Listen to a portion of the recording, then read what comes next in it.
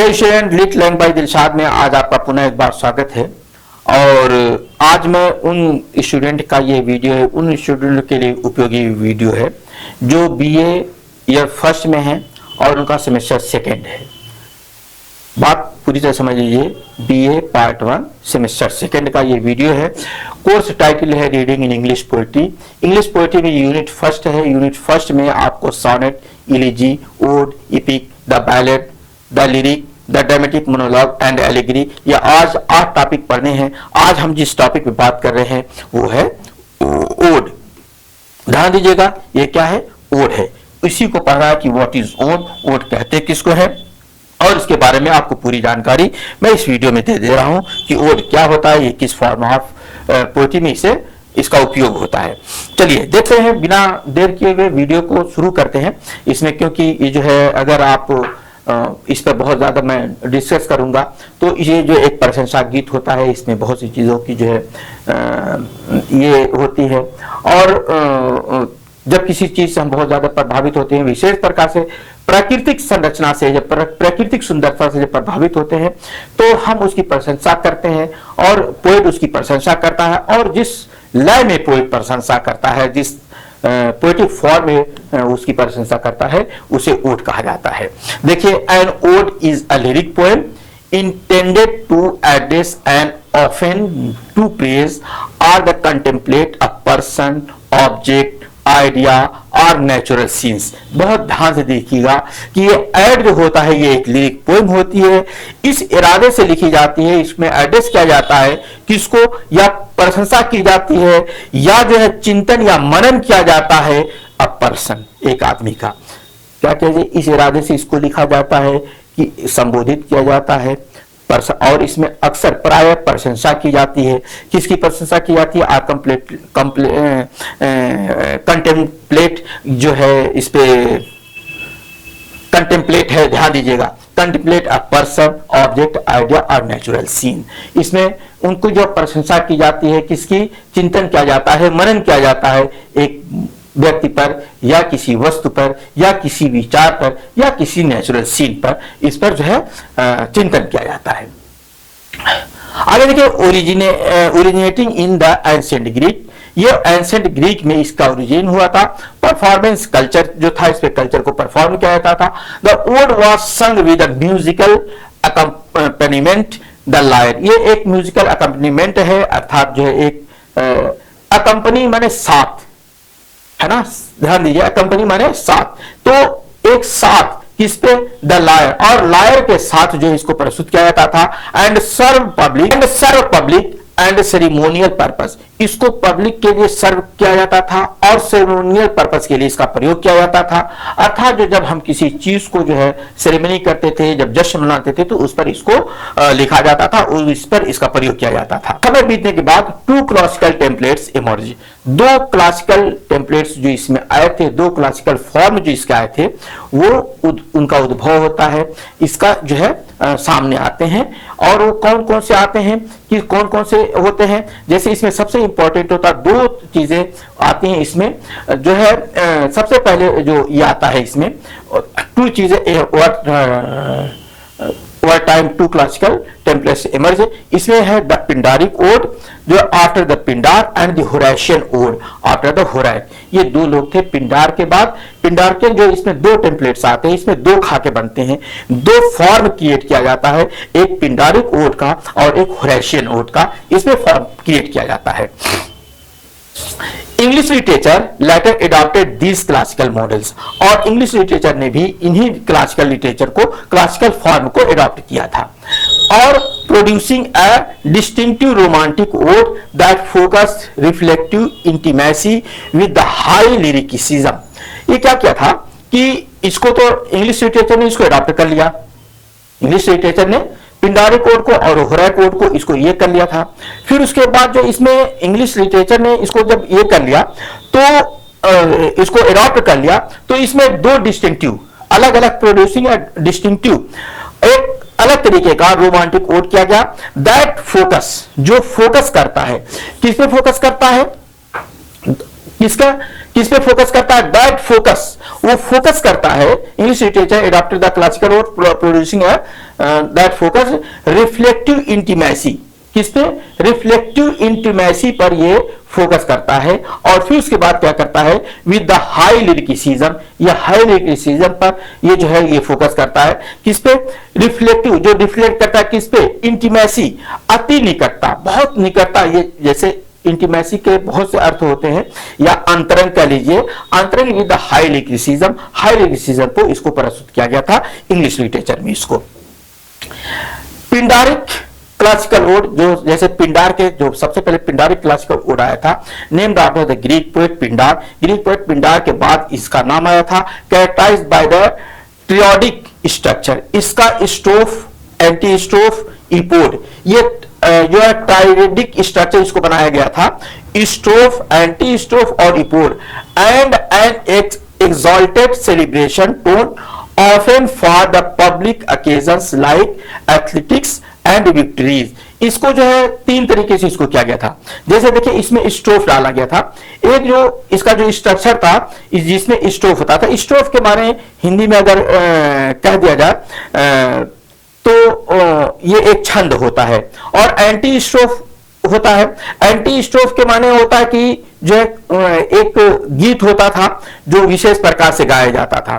फिर उसके बाद इपोड होता है, ये होरेक द्वारा जो प्रयोग किया गया जो है एक काव्य रूप है इपोड, ये होरेक ने इसको जो है प्रयोग किया था, ये एक काव्य रूप है। और फिर उसके बाद क्या कह रहा है कि एंड एक्सॉल्टेड, और फिर उसके बाद इसको जो है ना, इसको एक्सॉल्ट किया गया था, बढ़ाया चढ़ाया गया था, इसकी उन्नति की गई, इसको प्रोग्रेस दिया गया। क्या क्या? सेलिब्रेटिंग टोन, इसको एक सेलिब्रेटिंग टोन दिया गया। कब दिया गया? ऑफन फॉर पब्लिक ओकेजन, जब पब्लिक ओकेजन होते थे, जैसे लाइक एथलेटिक्स और विक्ट्रीज, जब एथलेटिक कोई गेम खेलते थे या जो है कोई विक्ट्री होती तो उसमें इसका प्रयोग किया जाता था, इस जो है पिंडारिक ओड का। अब इसमें शॉर्ट में आगे बढ़ते हैं, होरेशियन ओड के बारे में थोड़ा सा जान लेते हैं। Horatian ode from the Roman poets, जो रोमन पोएट होरेशियन ओड था from the Roman poet Horace के द्वारा किया गया था। दीज आर मोर इंटीमेटेड, इनको क्या कहा जा रहा है? ये ज्यादा इंटीमेटेड थे, ये ज्यादा अंतरंग थे, इसमें ज्यादा कुछ ऐसे लय को प्रयोग किया गया था जो बहुत ज्यादा एक दूसरे के करीब लाती थी या करीब लाने वाली थी। तो ये क्या कहता है? Intimate, reflective and controlled in a form shorter regular stanzas, conversational and meditative rather than a ceremonial. इसमें क्या होता था कि इसमें दो तीन चीजें आ गई कि ये क्या करता था? मोर इंटीमेट होता था, ज्यादा अंतरंग होता था, ये रिफ्लेक्टिव होता था, and controlled in form shorter, और इसको थोड़ा सा फॉर्म शॉर्ट किया गया था। इसमें रेगुलर स्टैंजा थे, कन्वर्सेशनल एंड मेडिटेटिव, चिंतनशील रादर देन सेरेमोनियल। इसमें क्या था कि ये कन्वर्सेशनल थे और ये चिंतनशील थे। इसमें वही केवल जो है जो सेरेमोनियल इसके पहले था, तो ये सेरेमोनियल नहीं था कि आप जोश में गाए बजाए और चल दिए, ऐसा नहीं था, ये चिंतनशील था। इसमें चिंतन की बात की जाती थी, विचारों की बात की जाती थी होरेशियन ओड में। आगे देखिए इंग्लिश रोमांटिक ओड की बात कर लेते हैं।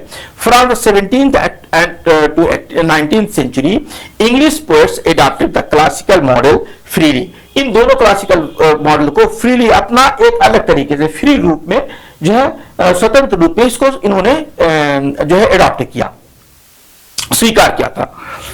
द रोमांटिक ओड, जैसे उसमें आता है रोमांटिक ओड में वर्ड्सवर्थ आते हैं, कीट्स आते हैं, शेली आते हैं, कॉलरिज आते हैं।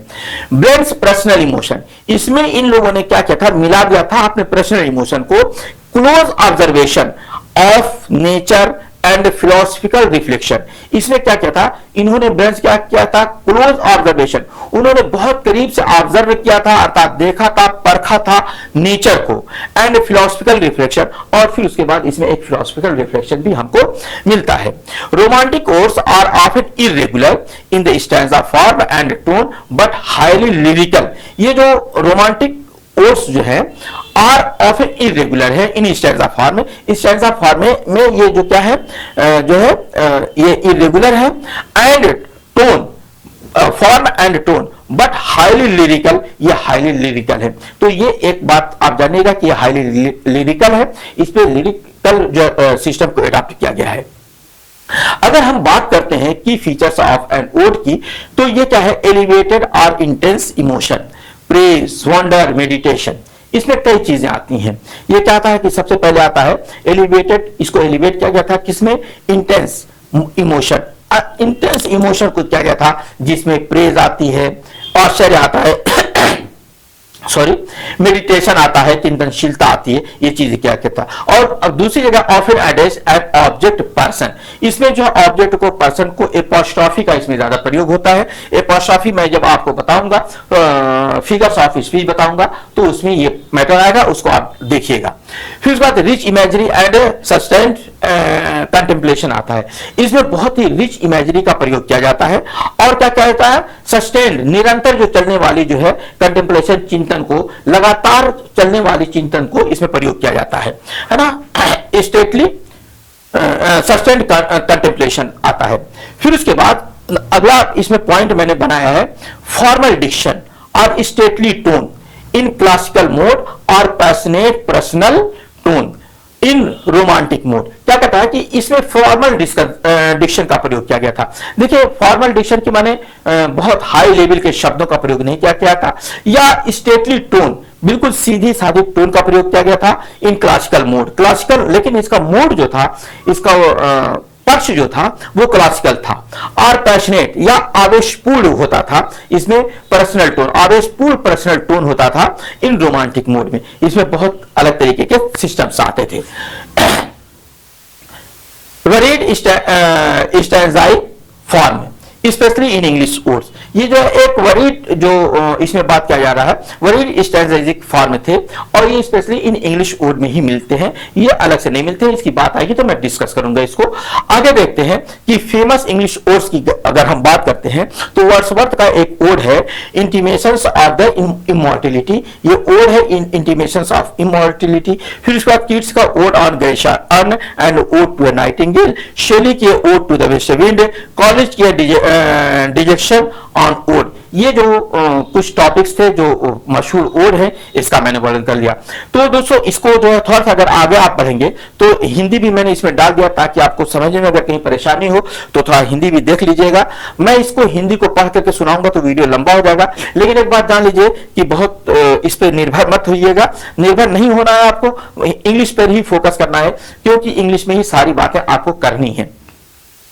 देखिए एक्सपेक्टेड यूनिवर्सिटी क्वेश्चन भी मैं डाल दे रहा हूं। सबसे define the ode, discuss its origin, types, Pindaric, Horatian, romantic ode के बारे में 3 तरीके के ओड है, इसके बारे में आपको डिस्कस करना है। Characteristics and development in the English literature, इसकी विशेषता क्या है और इंग्लिश लिटरेचर में इसका डेवलपमेंट कैसे हुआ था। इसमें एक एक करके आप देखते जाइएगा। ओरिजिन है, फिर उसके बाद आगे बढ़ते हैं डेवलपमेंट इन इंग्लिश लिटरेचर, इसका कैसे हुआ था, इंग्लिश लिटरेचर में इसका डेवलपमेंट कैसे हुआ था, इसके कैरेक्टरिस्टिक्स आता है क्या है। अगर देश चल गया रोक करके आप आराम से इसकी स्क्रीनशॉट ले लीजिए। यह क्या कैरेक्टरिस्टिक्स ओड आ गया है, जनरलाइज किया गया है, एग्जाम्पल मैंने ओड का दे दिया है। फिर उसके बाद आपका कंक्लूजन वाला पोर्शन आ गया है, थोड़ा सा इसको देख लीजिएगा कि एंड में मैंने क्या कहा है। दूसरा क्वेश्चन है right a critical appreciation of kids odd on Grecian, odd on Grecian, earn का क्रिटिकल एप्रिसिएशन लिखना है आपको। इसका स्ट्रक्चर कैसा है इसको लिखना है आपको। फिर उसके बाद इमेजरी एंड सेंसुअस लैंग्वेज का इसमें प्रयोग किया गया है, उसको लिखना है। थीम्स एंड फिलोसफिकल टेंशन का इसमें प्रयोग किया गया है। फिर उसके बाद द फाइनल पैराडॉक्स का इसमें वर्णन किया गया है। फॉर्म एंड टोन का ये इसमें वर्णन किया गया है। इन्फ्लुएंस एंड क्रिटिकल रिसेप्शन का प्रयोग किया गया है। एंड इसका देखिएगा आप। फिर उसके बाद अगला जो क्वेश्चन आपका आता है वो compare and contrast the पिंडारिक and Horatian odds with example, explain how English romantic poets adopted the. इसको भी देख लीजिए आराम से, कोई जल्दी नहीं है, आगे बढ़ते रहिए इसी तरीके से।